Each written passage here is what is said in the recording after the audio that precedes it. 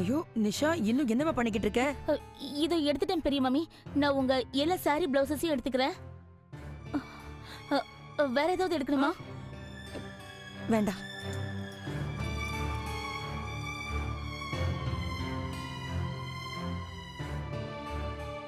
பாத்தீங்களா உங்க ரூமை எப்படி எல்லாம் பாழாக்கி வச்சிருக்காரு? ரூமா? எனக்கு இந்த வீட்டை பத்தியும் இந்த குடும்பத்தை பத்தியும் தான் கவலையா இருக்கு. பெரிய மாமி, உங்களுக்கு இன்னும் வேற என்னெல்லாம் தேவைன்னு பாருங்க. நான் அதுக்குள்ள இந்த ட்ரெஸ் எல்லாம் ராதாத்த ரூம்ல கொண்டு போய் வச்சுட்டு வந்துடுறேன்.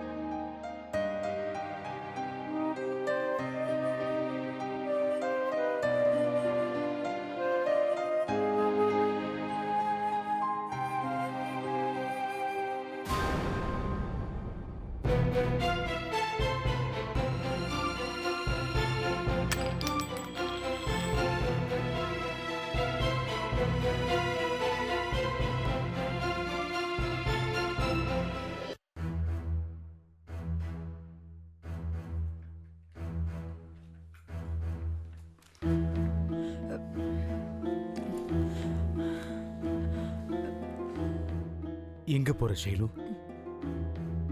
ஷைலு, இந்த ரூம் உன்னோடது, நம்மளோடது.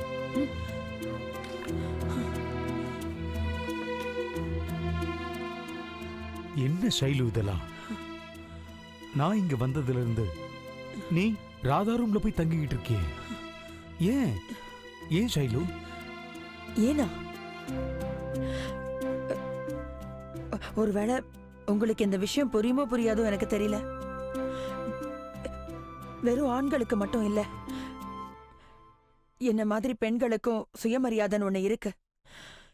எந்த ஒரு குடும்ப பொம்பளையும் யாரோ ஒரு ஆம்பளை கூட ஒரே ரூம்ல இருக்கணும்னு விரும்ப மாட்டா. யாரோ ஆம்பளையா? நல்லா இருக்கு. ஒரு பக்கம் நான் ஒருத்த இருக்கேங்கிறதையே நீ ஏத்துக்க மாட்டேங்கிற, ஆனா இன்னொரு பக்கம் யார் பேரை சொல்லி உன் நெத்தியில குங்குமத்தை வச்சுக்கிறன்னு நான் தெரிஞ்சுக்கலாமா ஷைலு? வாவ்,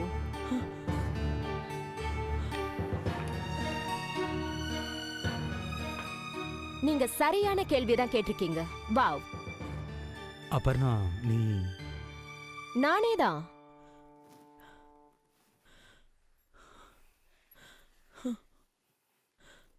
ஷைலஜா கஷ்யப்போட பொண்ணு.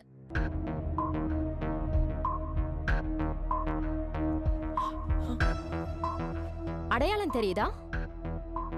சரி விடுங்க, என்ன கேட்டுட்டு இருந்தீங்க? இவங்க ஏன் இந்த குங்குமத்தை வச்சுக்கிறாங்க?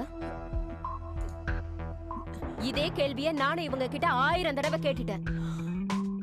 இப்படிப்பட்ட ஆளோட பேரை சொல்லி எதுக்கு இவங்க நெத்தியில குங்குமம் வச்சுக்கணும்? அந்த ஆள் தான் உங்களை தூக்கி எறிஞ்சிட்டு ஓடி போயிட்டாரு இல்ல?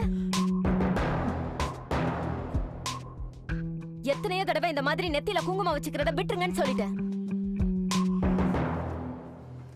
15 வருஷத்துக்கு முன்னாடி பொண்டாட்டி புள்ள யாரும் வேண்டான்னு விட்டுட்டு போனவர் தானே. ஒரு தடவை கூட திரும்பி பார்க்கல. அந்த ஆளுக்காக எதுக்கு அவங்க நெத்தியில குங்குமம் வச்சுக்கணும்? அது அவங்க நெத்திக்கே ஒரு களங்கம். களங்கமா? ஆமா, களங்கம் தானே அது.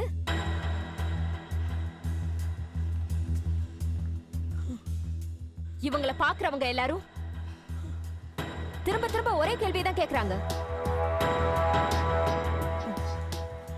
உங்க புருஷன் எங்க போயிட்டாரு?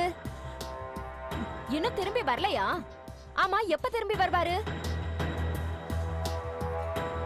இதுக்கு பேர் கலங்க இல்லாம வேற என்ன?